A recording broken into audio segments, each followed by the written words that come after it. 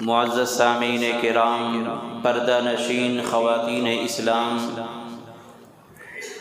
اللہ تبارک و تعالیٰ کا بڑا فضل اور احسان ہے کہ اللہ تعالیٰ نے ہم سب کو پیغمبر اعظم جناب محمد الرسول اللہ صلی اللہ علیہ وسلم کی نسبت عطا فرمائی ہے۔ پیغمبر اعظم جناب محمد الرسول اللہ صلی اللہ علیہ وسلم کی نسبت جن جن چیزوں سے ملی ہوئی ہے، جن جن چیزوں کو حاصل ہوئی ہے، اور جن جن چیزوں سے نسبت رسول لگ گئی ہے، اس کا مقام اور مرتبہ دنیا میں بھی اور آخرت میں بھی بلند ہو چکا ہے۔ دنیا نے بھی دیکھا کہ نسبت رسول صلی اللہ علیہ وسلم سے کسی کا مقام کتنا اونچا ہو جاتا ہے، اور آخرت میں بھی یہ نسبت اس کو حاصل ہوگی جس کو امت محمدیہ کہا جاتا ہے۔ دنوں میں افضل ترین دن جمعہ کا دن ہے، اور اس جمعے کو اللہ کے رسول صلی اللہ علیہ وسلم نے الجمعۃ سید الایام کہا ہے۔ اور اس جمعے کی جو فضیلت ہے باقی دنوں میں سب سے افضل ہے، وہ کیوں ہے؟ وہ اس لیے ہے کہ آج کے دن کو یعنی جمعے کے دن کو نسبت رسول حاصل ہے۔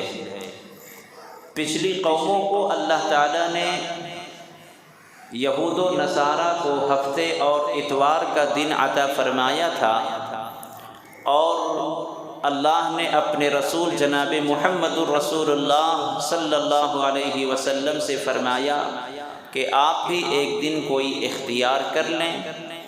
اللہ کے رسول نے جمعے کے دن کو منتخب فرمایا، تو جمعہ کا دن نسبت رسول کی وجہ سے باقی دنوں میں افضل الایام قرار پایا۔ اسی طرح ہر چیز میں آپ غور کرتے چلے جائیں۔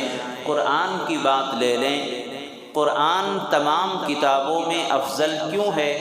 اس لیے کہ یہ قرآن جناب محمد الرسول اللہ صلی اللہ علیہ وسلم پر نازل ہوا، اس لیے قرآن تمام کتابوں میں افضل ہے۔ یہ امت تمام امتوں میں افضل ہے، کیوں؟ اس لیے کہ یہ امت محمدیہ ہے۔ اسی طرح آپ غور کریں گے کہ جن جن چیزوں سے اللہ کی نسبت اور رسول اللہ کی نسبت جڑ گئی، اس کا مقام اور مرتبہ بلند ہو جاتا ہے۔ حتیٰ یہ کہ اگر کسی چیز پر ہم اللہ کا نام دیکھتے ہیں، درخت کا پتا ہے، کوئی فروٹ ہے، آپ نے کسی جام کو کاٹا، کسی اور پھل کو کاٹا، اور اس میں کچھ ایسا نقش لکھا ہوا ہے جس میں اللہ سمجھ میں آتا ہے، محمد سمجھ میں آتا ہے، رسول سمجھ میں آتا ہے، تو آپ اس چیز کی بڑی قدر کرتے ہیں۔ آپ کھاتے نہیں بلکہ آپ اسے شوق سے اپنے گھر میں رکھتے ہیں، دوستوں کو دکھاتے ہیں، اور بہت فخر کے ساتھ کہتے ہیں الحمدللہ ہمارے گھر میں ایک جھاڑ ہے، اس میں ایک پتے پر اللہ کا نام لکھا نظر آیا، میں نے فروٹ خریدا، اس کے اندر ایک فروٹ میں، ایک پھل میں، ایک جام میں اللہ کا نام نظر آیا، رسول اللہ کا نام نظر آیا۔ تو جس چیز میں اللہ کی نسبت اور رسول اللہ کی نسبت حاصل ہو جاتی ہے، اس چیز کا مقام اور مرتبہ پوری دنیا میں بلند ہو جاتا ہے، اور آخرت میں جو مقام ہوگا اس کا ہم ابھی ادراک بھی نہیں کر سکتے۔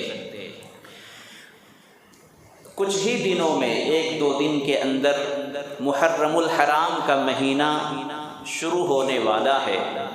ذی الحجہ کی آج 29 تاریخ ہے، کل 30 اور انشاءاللہ ہفتے سے پہلی تاریخ شمار ہوگی۔ اس مہینے کے بارے میں ہر سال آپ کے سامنے یہ بات کہی جاتی ہے کہ اللہ تبارک و تعالیٰ کے نزدیک کس مہینے کا مقام اور مرتبہ کیا ہے، یہ اللہ کی مرضی ہے۔ میں نے جیسا کہ شروع میں عرض کیا کہ جس مہینے کا واسطہ اور جس مہینے کا لاحقہ اللہ سے لگ جاتا ہے، جس مہینے کو یا جس چیز کو اللہ کی طرف منسوب کر دیا جاتا ہے، اس کا مقام اور مرتبہ بڑھ جاتا ہے۔ اللہ تبارک و تعالی نے دنوں میں، راتوں میں، مہینوں میں کس کا مقام کتنا اونچا کر دیا ہے، یہ آپ کو احادیث سے معلوم ہوگا۔ رسول اللہ صلی اللہ علیہ وسلم نے کسی مہینے میں روزے کا ثواب بہت زیادہ فرمایا ہے، کسی مہینے میں کسی دن روزے کا ثواب بہت زیادہ بیان فرمایا ہے۔ تو یہ اللہ تبارک و تعالی اپنی مہربانی سے بندوں کی سہولت کے لیے کسی دن اور کسی رات کی عبادت دیگر عبادتوں سے افضل قرار دی گئی ہے۔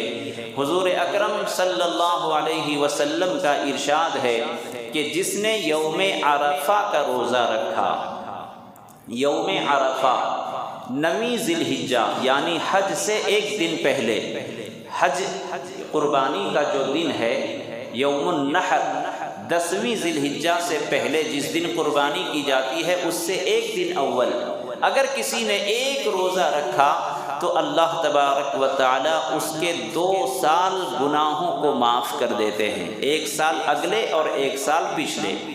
اور محرم الحرام میں پورے مہینے، وہاں تو صرف ایک روزے کی بات تھی، اس کا اتنا ثواب بیان کیا گیا۔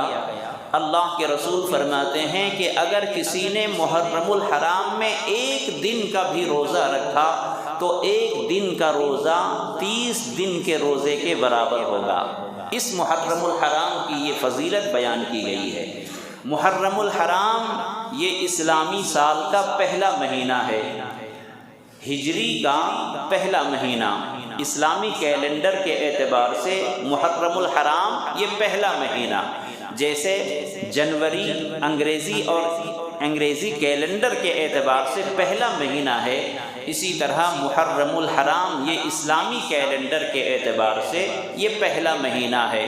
اسلامی مہینے اور اسلامی سال اسی مہینے سے شروع ہوتے ہیں، لیکن چونکہ ہم ایسے ملک میں رہتے ہیں جہاں انگریزی تاریخ سے سارا حساب و کتاب ہوتا ہے، اس لیے مسلمانوں کو اس کی خبر نہیں ہوتی، بہت سوں کو خبر نہیں ہوتی، بہت سوں کو خبر بھی ہے۔ اس لیے فقہائے کرام نے لکھا ہے کہ عربی تاریخ کا یاد رکھنا، عربی تاریخ کا یاد رکھنا یہ فرض کفایہ ہے، اس لیے کہ اگر ہم ہر کام میں انگریزی تاریخوں کو حساب کتاب میں لاتے ہیں تو ہماری بہت ساری عبادتیں نامکمل ہوں گی، عبادت شروع نہیں ہوگی۔ مثال کے طور پر اگر ہم نے عید منانا ہے، عید الفطر منانا ہے تو کون سی تاریخ سے منائیں گے؟ چاند کے حساب سے ہم منائیں گے۔ جب شوال کا چاند نظر آئے گا تب ہم عید الفطر منائیں گے، جب ذی الحجہ کا چاند نظر آئے گا اس کے 10ویں دن میں ہم عید الاضحیٰ منائیں گے۔ تو عربی تاریخ کا یاد رکھنا پوری دنیا کے مسلمانوں کے لیے فرض کفایہ ہے۔ اگر پوری دنیا میں ایک بھی بندے کو عربی تاریخ یاد نہیں رہے گی تو تمام لوگ گنہگار ہوں گے۔ تو عربی تاریخ کا یاد رکھنا فرض کفایہ ہے، اور اس لیے ضروری ہے کہ ہماری بہت ساری عبادتیں ہجری کے اعتبار سے، عربی تاریخ کے اعتبار سے مکمل ہوتی ہیں۔ بہرحال ہمیں جنوری کے شروع ہوتے ہی ہمیں خوشی ہوتی ہے، ایک نیا سال آیا۔ ہم مسلمانوں کے لیے عربی سال کے شروع ہونے پر ہمیں خوش ہونا چاہیے اور اللہ تعالیٰ سے خیر و رشد کی ہدایت کرنا چاہیے، خیر و ہدایت کی دعا کرنا چاہیے، اور یہی پیغمبر اعظم جناب محمد رسول اللہ صلی اللہ علیہ وسلم کا فرمان ہے کہ جب مہینہ کا چاند نظر آئے، جب نیا چاند نظر آئے تو اللہ سے امن و امان کی، سلامتی کی، ایمان کی اور خیر و ہدایت کی دعا مانگا کرو، تاکہ اللہ تبارک و تعالی اس آنے والے نئے سال کو اور آنے والے نئے مہینے کو بہترین خیر و ہدایت کا ذریعہ بنائے، فلاح و فوز کا ذریعہ بنائے، کامیابی کامرانی کا ذریعہ بنائے، امن و امان کا ذریعہ بنائے، پیار محبت کی فضا کا ماحول کا مہینہ بنائے۔ تو یہ ہر مہینے کے شروع میں ہمیں کہا گیا ہے کہ جب تم کسی مہینے کا نیا چاند دیکھو تو یہ دعا پڑھو، اللہم اہلہ علینا بالیمن والایمان والسلامۃ والاسلام ربی وربک اللہ۔ یہ دعا ہے ہر نئے چاند کو دیکھنے کے وقت۔ لہذا محرم الحرام کا مہینہ انتہائی عظیم الشان مہینہ ہے، بابرکت مہینہ ہے، اور اس مہینے کی حرمت آج سے نہیں، جب سے زمین و آسمان کو اللہ نے پیدا کیا ہے اس وقت سے یہ مہینہ احترام والا مہینہ قرار پایا ہے۔ میں نے قرآن کریم کی جو آیت پڑھی ہے، اللہ تبارک و تعالی نے اس میں فرمایا کہ مہینوں کی گنتیاں 12 ہیں، ان عدت الشہور عند اللہ 12 شہرا فی کتاب اللہ، کہ مہینوں کی گنتی 12 ہے، 12 مہینے ہیں۔ کہاں؟ اللہ کے کتاب میں محفوظ ہے، اور یہ اللہ کے جو بنائے ہوئے 12 مہینے ہیں، یہ کب سے ہیں؟ یوم خلق السماوات والارض، جب سے اللہ تعالیٰ نے زمین و آسمان کو پیدا کیا ہے اس وقت سے یہ 12 مہینے ہیں۔ منہا 4 حرم، ان 12 مہینوں میں اللہ تعالیٰ نے 4 مہینوں کو 4 حرم، احترام والا مہینہ، مقدس اور بزرگی والا مہینہ، بہت زیادہ اجر و ثواب والا مہینہ، جس کا احترام کیا جائے، جس کا تقدس قرآن کریم میں ہو، اللہ نے ان 4 مہینوں کو 4 حرم قرار دیا ہے۔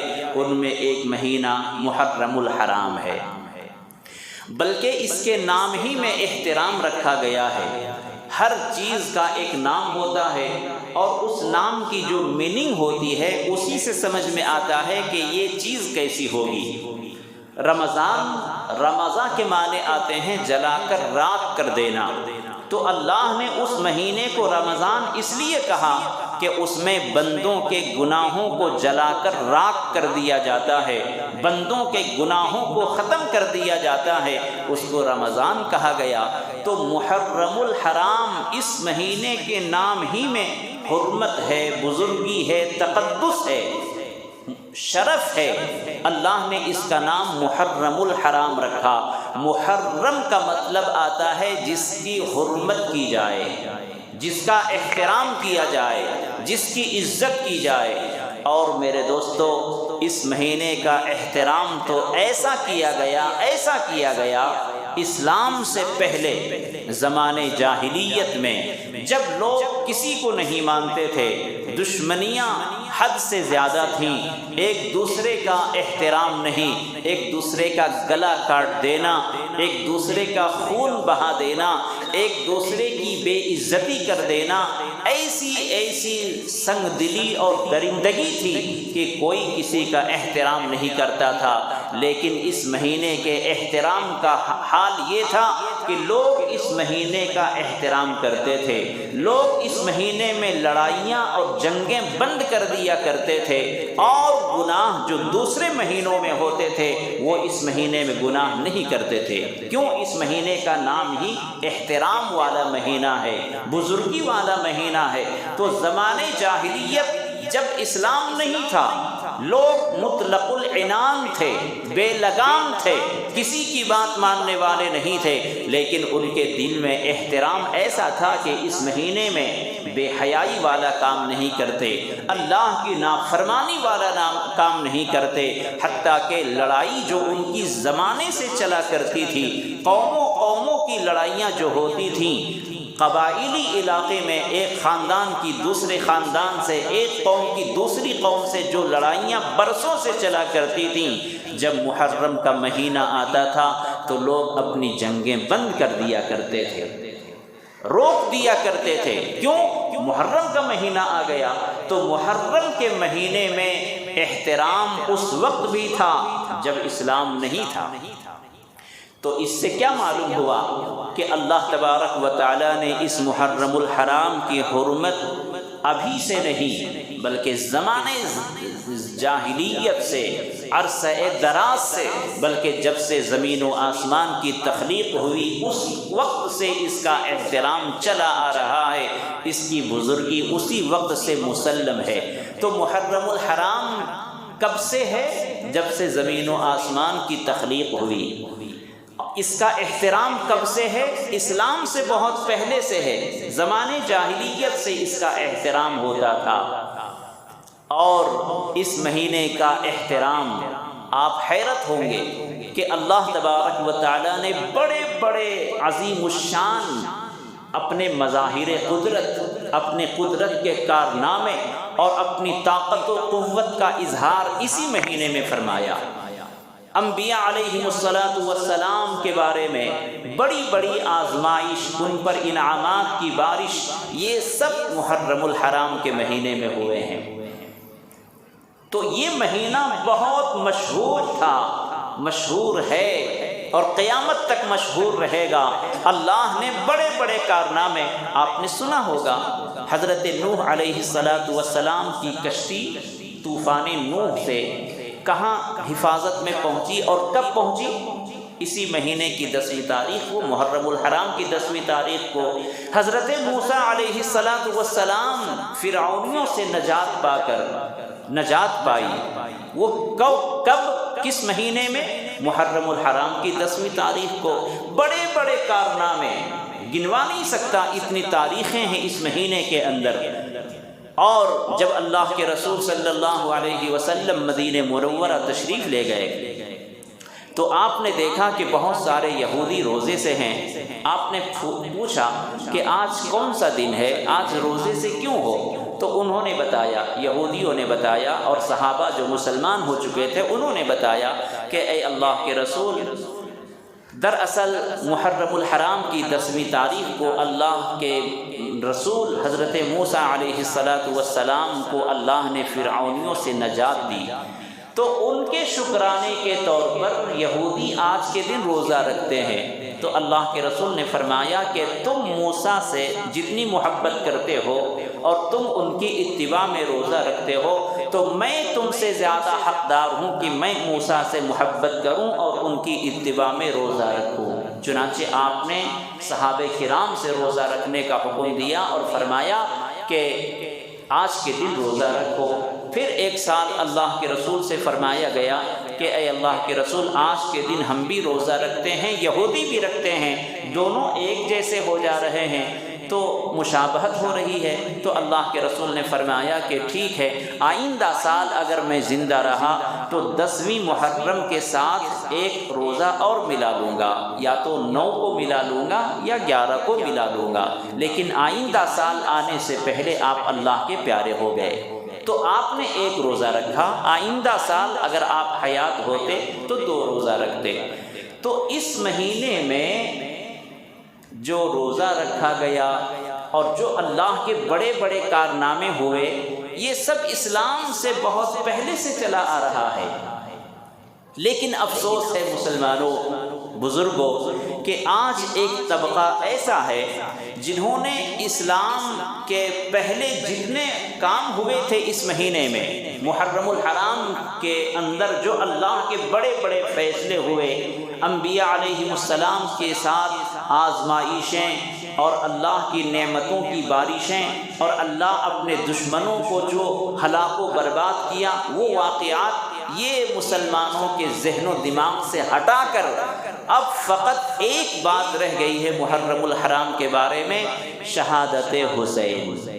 شہادت حسین ایک بات ہمارے دل میں رکھی گئی، بٹھا دی گئی، باقی اس کی ساری خوبیاں، اس کی ساری صفتیں اور اچھائیاں اور عظیم الشان ہونے کے جو بڑے بڑے کارنامے تھے، وہ سب ہمارے ذہن و دماغ سے ہٹا دیے گئے، اور بدقسمتی سے کہ ہم خود ان واقعات کی طرف نہیں دیکھتے۔ آپ کو معلوم ہونا چاہیے کہ محرم الحرام انتہائی عظیم الشان مہینہ ہے، اللہ کی طرف سے ہے، کسی نے بنایا نہیں، اللہ نے خود اس کو احترام والا مہینہ بنایا ہے، اربعۃ حرم قرار دیا ہے۔ اور اس مہینے میں کیا کیا ہوا آپ کو پتہ ہے۔ اس کے باوجود آج ہمارے مسلمانوں میں 80% لوگ اس محرم الحرام کو غم کا مہینہ کہتے ہیں، ماتم کا مہینہ کہتے ہیں۔ اس مہینے میں کوئی گھر کی بنیاد رکھنا، شادی بیاہ کرنا اور کوئی خوشی کے فنکشن کرنا وہ اس میں مناسب نہیں سمجھتے۔ یہ اسی کا اثر ہے۔ اس طبقے نے اتنا واویلا مچایا، اس طبقے نے اس مہینے میں شہادت حسین کو ایسا بنا کر پیش کیا کہ وہ ساری باتیں، پہلے کی باتیں وہ چھپ گئیں، ہمارے دلوں سے وہ باتیں نکل گئیں۔ اب صرف ہمارے سامنے شہادت حسین ہی کا واقعہ ہمارے ذہن و دماغ میں ہے، اور آج تک اسلام کے آئے 1400 سال گزرنے کے بعد آج تک وہی ہمارے ذہن و دماغ میں ہے۔ شہادت حسین کی وجہ سے ہم اس مہینے کو محرم کا مہینہ سمجھتے ہیں، شہادت حسین کی وجہ سے لوگ چھٹیاں مناتے ہیں اور اپنی شادی بیاہ کو مؤخر کر دیتے ہیں۔ یہ انتہائی کم عقلی کی بات ہے اور انتہائی غلط فہمی کی بات ہے۔ تاریخ میں آپ دیکھیں گے کہ محرم الحرام کا مہینہ بہت عظیم الشان مہینہ تھا، لیکن اب ہمارے ذہن و دماغ میں غم کا مہینہ کہہ دیا گیا، ماتم کا مہینہ کہہ دیا گیا۔ اس مہینے میں شادی کرنا گویا لوگ گناہ سمجھتے ہیں۔ اس مہینے میں شادی بیاہ کرنا لوگ سمجھتے ہیں کہ نہ معلوم کیا قیامت ٹوٹ پڑ جائے گی، نہ معلوم کیا گناہ ہو جائے گا، نہ معلوم کتنا بڑا حادثہ ہو جائے گا۔ یہ ایمان کی کمزوری ہے اور یہ ہماری غفلت کا نتیجہ ہے۔ تاریخ کو مسخ کرنے جیسا یہ ہمارا عمل ہے۔ اللہ کے رسول صلی اللہ علیہ وسلم نے آج تک ہماری نگاہوں سے کوئی ایسی حدیث نہیں گزری، نہ قرآن کریم کی کوئی آیت ہے، بلکہ اللہ تبارک و تعالی نے تو صاف فرما دیا، وَلَا تَحْسَبَنَّ الَّذِينَ قُتِلُوا فِي سَبِيلِ اللَّهِ أَمْوَاتًا۔ ایک جگہ فرمایا وَلَا تَقُولُوا لِمَنْ يُقْتَلُ فِي سَبِيلِ اللَّهِ أَمْوَاتٌ بَلْ أَحْيَاءٌ وَلَكِنْ لَا تَشْعُرُونَ۔ میرے دوستو، جس طبقے نے اس مہینے کو ماتم کا مہینہ کہا، جس طبقے نے اس مہینے کو غم کا مہینہ کہا، معلوم ہے آیت قرآن کی کن کن آیتوں کا وہ انکار کرتے ہیں؟ آپ کو معلوم ہونا چاہیے جس طبقے کا یہ کہنا ہے کہ یہ محرم الحرام ماتم کا مہینہ ہے۔ ماتم کسے کہتے ہیں؟ سینے کو پیٹنا، چہرے کے بالوں کو، سر کے بالوں کو نوچنا، چہرے پر، گال پر اپنے ہاتھوں سے تماچے لگانا، بلیڈ سے اپنے سینے کو چیرنا، اپنی پیٹھ میں خنجر سے مارنا، زنجیروں سے پیٹنا، آگ میں اپنے آپ کو کودنا، آگ کے حوالے کر دینا، اپنی جان ہلاکت میں ڈال دینا، یہ ماتم کہلاتا ہے۔ اللہ کے رسول صلی اللہ علیہ وسلم نے سختی کے ساتھ نوحہ کرنے سے، ماتم کرنے سے منع فرمایا کہ یہ زمانہ جاہلیت کی باتیں ہیں، یہ زمانہ جاہلیت کی باتیں ہیں جو نوحہ کرتے ہیں، ماتم کرتے ہیں۔ غم منانا اسلام میں جائز ہے، کسی کے انتقال پر غم منانا یہ انسان کی فطرت ہے، جن سے زیادہ محبت ہوتی ہے اس کا غم آدمی کو ہوتا ہے۔ تو اس کا طریقہ کیا ہے، اس کا اصول کیا ہے؟ اللہ کے رسول نے فرمایا کہ ایک آدمی کا اگر انتقال ہو، کسی مسلمان کا اگر انتقال ہو، کسی رشتہ دار کا انتقال ہو، بیٹے کا انتقال ہو جائے تو باپ کتنے دن تک غم کرے گا؟ باپ کا انتقال ہو جائے بیٹا کتنے دن تک غم کرے گا؟ ایک بھائی کا انتقال ہو جائے دوسرے بھائی کتنے دن تک اس کے لیے غم کریں گے؟ صرف 3 دن، بس 3 دن کے بعد ہمیں غم منانا جائز نہیں ہے۔ اور اگر بیوی کا، شوہر کا انتقال ہو جائے تو اس کی بیوہ، اس کی بیوی 4 مہینے 10 دن، بس اس کے علاوہ نہ بیٹے کے لیے باپ کے انتقال پر جائز ہے کہ اس کے بعد وہ غم کرے، نہ اس کے علاوہ کسی دوسرے رشتہ دار کے لیے غم منانا جائز ہے۔ صرف بیوہ کے لیے یہ جائز ہے کہ وہ 4 مہینے 10 دن تک اپنے شوہر کے انتقال پر وہ سوگ منائے۔ 4 مہینے 10 دن گزر گئے تو اس بیوہ کے لیے بھی جائز نہیں کہ وہ اپنے مرے ہوئے شوہر کے لیے سوگ منائے۔ یہ اسلام کا کلیئر فیصلہ ہے، ہر کتاب میں یہ موجود ہے، یہ اللہ کے رسول کا فرمان ہے، قرآن کا فرمان ہے، یہ قرآن کا فرمان ہے۔ اس کے علاوہ جو طبقہ ہمیں اور آپ کو الٹا سیدھا کہتا ہے اور پورے مہینے کو وہ کہتا ہے کہ یہ غم کا مہینہ ہے، تو آپ بتائیں کس کے لیے آپ غم کر رہے ہیں؟ نواسۂ رسول حضرت امام حسین رضی اللہ عنہ کے لیے آپ غم کرتے ہیں۔ اس مہینے کو جو ماتم کا مہینہ قرار دیتے ہیں وہ انہی کی وجہ سے کہ حضرت امام حسین اس مہینے میں 10ویں محرم کو کربلا میں شہید ہوئے، اسی لیے اس مہینے میں ہم ماتم کرتے ہیں۔ اللہ کے بندے، قرآن کی آیت کہہ رہی ہے، اللہ کے رسول کی حدیث کہہ رہی ہے کہ 3 دن کے علاوہ کسی کے لیے جائز نہیں کہ وہ سوگ کرے اور ماتم منائے۔ ہاں، بیوہ کے لیے جائز ہے 4 مہینے 10 دن۔ تو اللہ کے رسول صلی اللہ علیہ وسلم کے فرمان کو ٹھکرانے والے اور قرآن کی آیتوں کو ٹھکرانے والے مسلمان ہو سکتے ہیں؟ نہیں۔ ایک تو یہ کہ 3 دن کب کے گزر گئے، حضرت امام حسین کے شہید ہوئے 3 دن کیا کتنے سال گزر گئے؟ ابھی بھی ہم ماتم کر سکتے ہیں؟ نہیں کر سکتے۔ دوسرا، ماتم منانا چاہیے یا نہیں؟ کسی کے موت پر، کسی کے انتقال پر غم منانا چاہیے یا نہیں؟ کسی کے شہید ہونے پر غم اور ماتم منانا چاہیے یا نہیں؟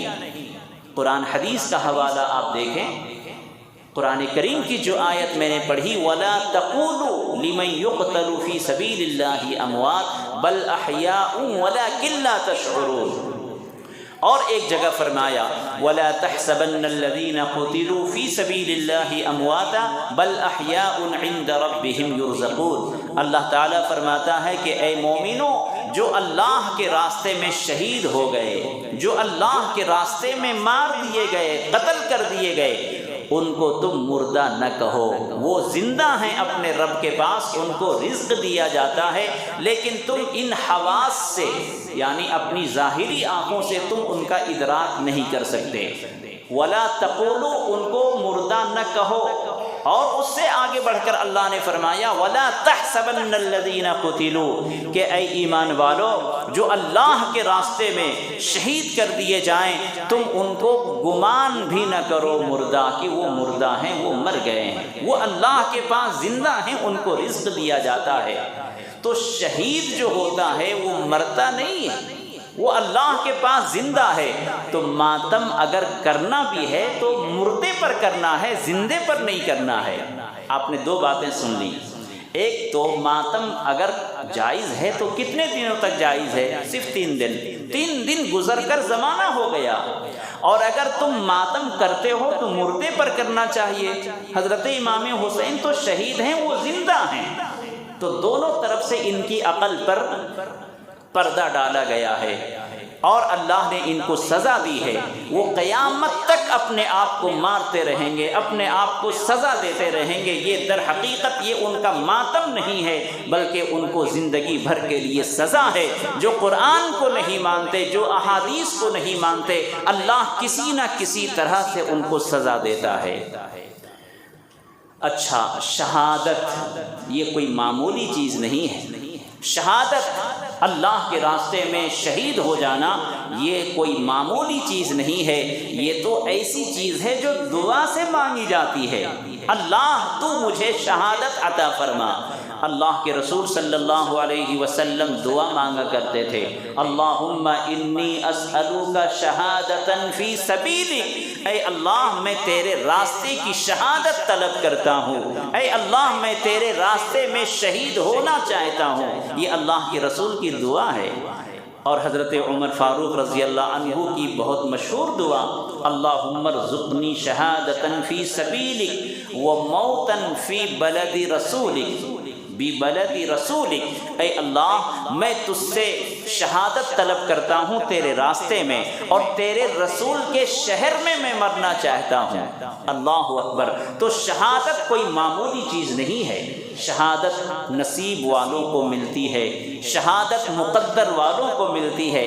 یہ تو آخرت کے اعتبار سے، دنیا کے اعتبار سے بھی، دنیا میں اگر ہمارے ملک میں اگر کوئی شہید ہوتا ہے تو آپ پوچھو سرکار کی طرف سے ان کو کتنا روپیہ ملتا ہے۔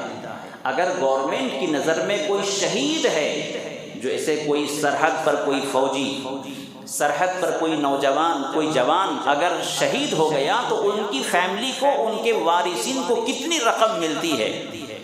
تو ایک سمجھانے کے لیے شہادت کوئی معمولی چیز نہیں ہے، بہت بڑی چیز ہے۔ دنیا کے اعتبار سے بھی اس کو نوازا جاتا ہے، اس کو توپوں کی سلامی دی جاتی ہے، سرکاری اعزازات کے ساتھ ان کے آخری رسوم ادا کیے جاتے ہیں۔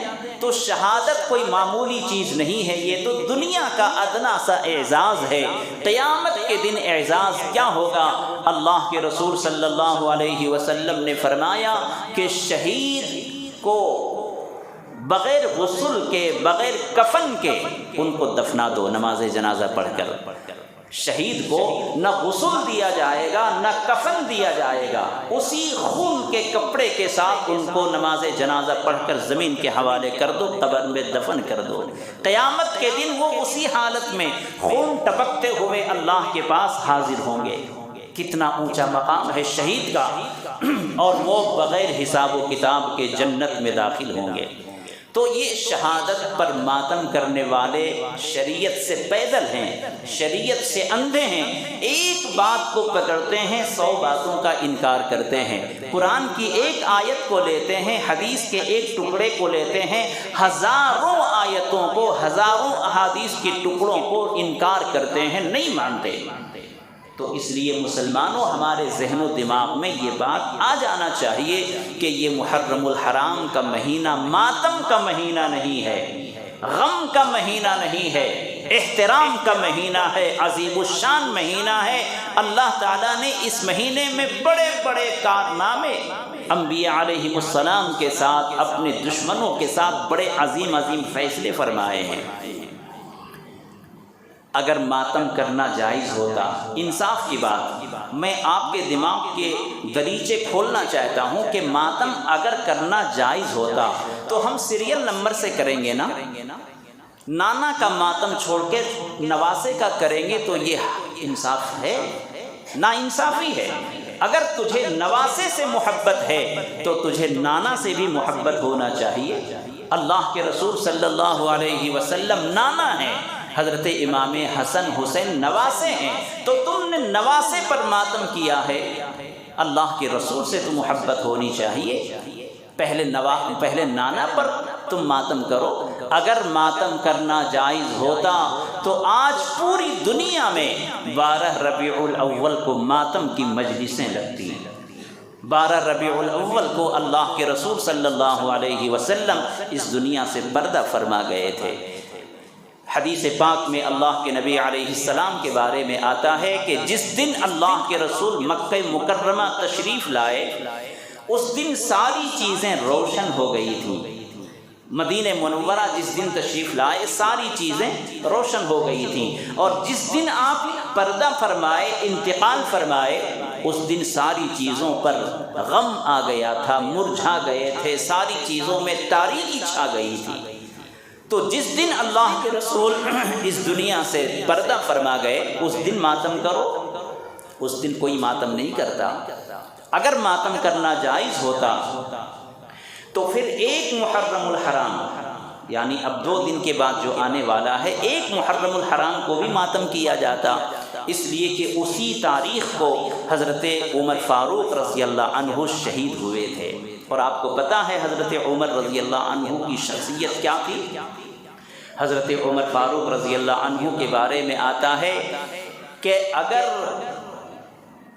نبوت اور رسالت کا سلسلہ چلتا، اگر نبوت و رسالت کا سلسلہ چلا نہیں، اگر چلتا تو اللہ کے نبی کے بعد نبی کون بنائے جاتے؟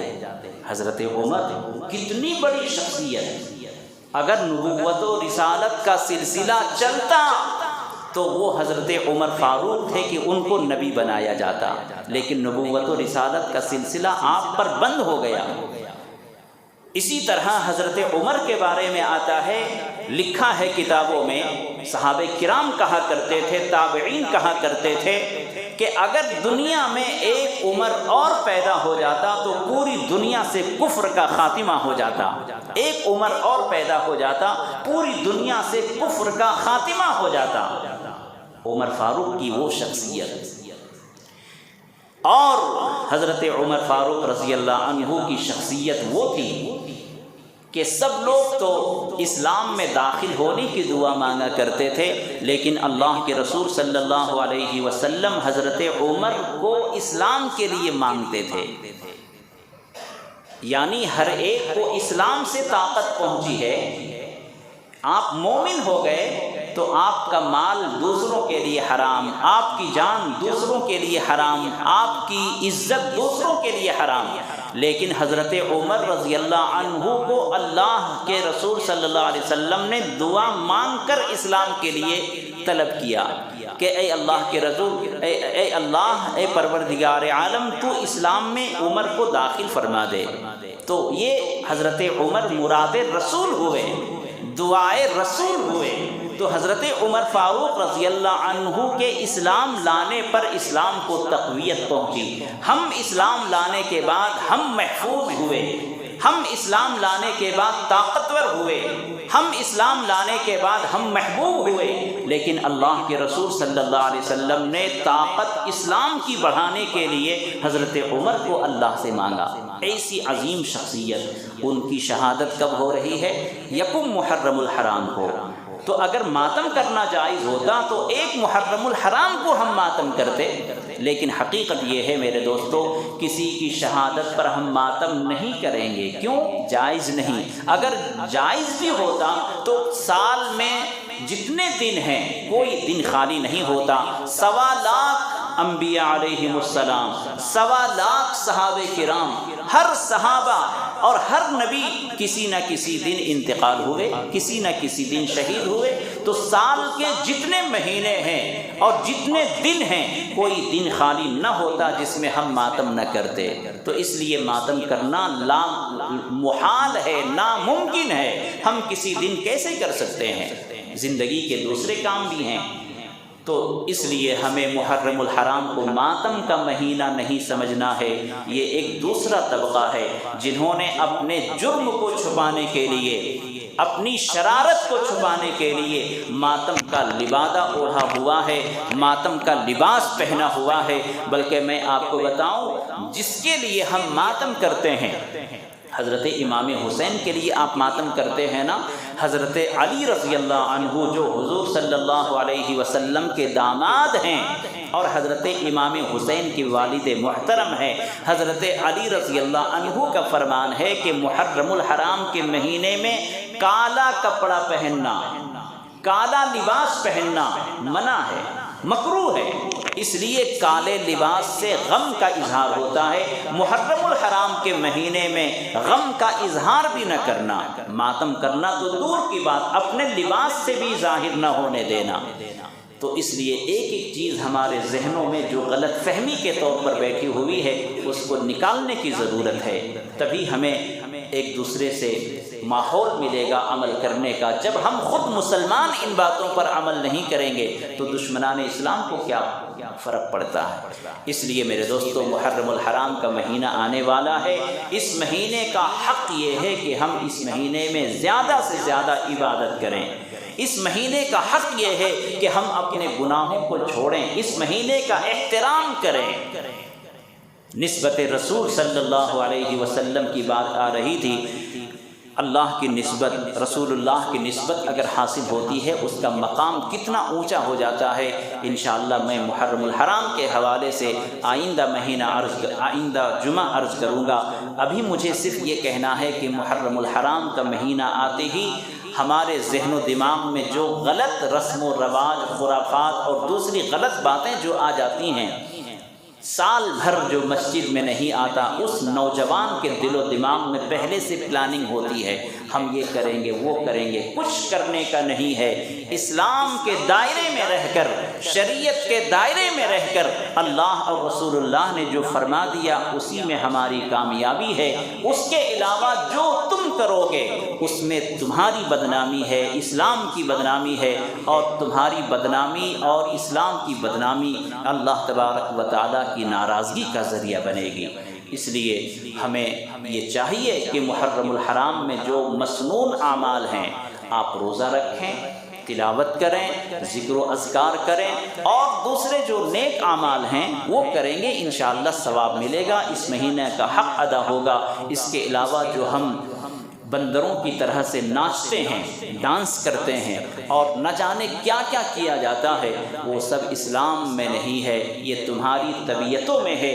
اسی لیے ایک چھوٹا سا فارمولہ کہ آپ محرم میں جو کچھ کرتے ہو، پنڈال ڈال کر، پنجے ڈال کر، اور نہ معلوم کیا کیا، آپ اس میں دیکھتے ہیں کسی امام صاحب کو بلا کر کوئی کام کرواتے ہوں، عقیقے کا پروگرام ہو، نکاح کا پروگرام ہو، امام کو بلایا جاتا ہے، عید کی نماز ہو، جنازے کی نماز ہو، امام کو بلایا جاتا ہے۔ محرم میں تمہاری کون سی عبادت ہے جس میں امام کی ضرورت نہیں پڑتی؟ چہرے پر داڑھی نہیں، پیشاب کی پاکی نہیں، ہر آدمی تمہارے محرم کے رسم و رواج کو کر سکتا ہے، کون سی عبادت ہے؟ تو سمجھنے کے لیے عقل مندوں کے لیے اشارہ کافی ہے، ہمیں ان مکروہ اور حرام چیزوں سے بچنا چاہیے۔ اللہ ہمیں ان باتوں پر عمل کرنے کی توفیق عطا فرمائے۔ وآخر دعوانا ان الحمد للہ رب العالمین۔